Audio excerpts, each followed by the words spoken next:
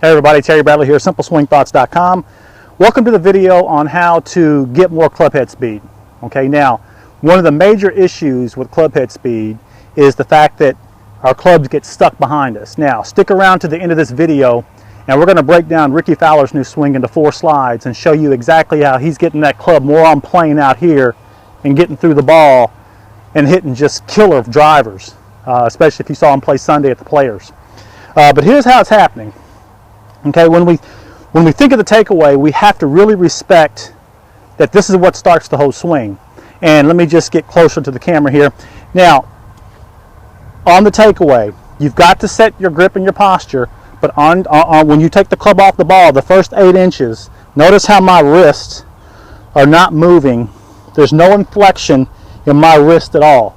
Okay, that angle between the shaft and my forearms, the 144-degree angle, that's not being broken. That's staying the same until my club gets to parallel, just about, okay? It probably starts breaking about here, but when I get to parallel, then that's when I start cocking my wrist, okay? So you have to be mindful of that. If that wrist angle breaks, in other words, if you roll your wrist or if you try to keep your elbow close to your side, that's going to roll your wrist and that's going to take your club off plane, okay?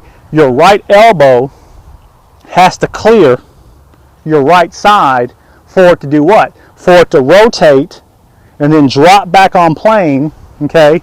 Rotate, drop back on plane so the club can get out in front of you. Okay, so it kind of perpetuates into keeping the club in front of you, making sure you have the right takeaway. Okay, so again, you're here, the club, the right elbow clears your right side, okay, because now the club now can rotate. Okay, your right elbow stays out here and then it drops right back on plane to get that club out in front of you so you can hit solid drives and solid iron shots. Okay, so work on that. Make sure, again, make sure that your wrist stay quiet, okay? Stays quiet until about here, and that's when your right elbow clears. And then that's when you can start rotating as you stay wide.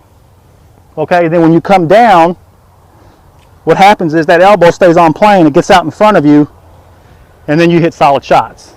Okay, so work on that. So stay tuned. Rickie's swing analysis is coming up, the 4 slides. It's going to break down exactly how his club is coming more on plane now instead of out here, and he's hitting a lot more better shots, obviously, with this performance at the Players. Okay?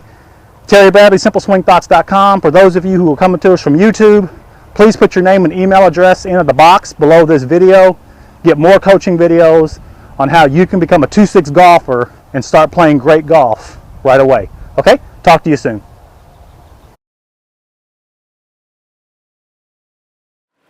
Hey guys, hey, Terry Bradley. Hey, thank you for joining me on the range. Now, what we're going to do is we're going to briefly look at Rickie's swing. Now, what I'm demonstrating on the range is exactly what tour pros do when they hit golf balls. Now, this is going to seem kind of awkward because a lot of us, what we do is we tend to roll our wrists, okay, off the ball, okay? And again, what I'm explaining to you on the range is exactly how your wrists come back really silent and they actually don't move. So if we look at this picture here at Rickie here, notice how his forearms and his shaft are right in line. Now, this is about a 144-degree angle, and I've mentioned that before on other videos.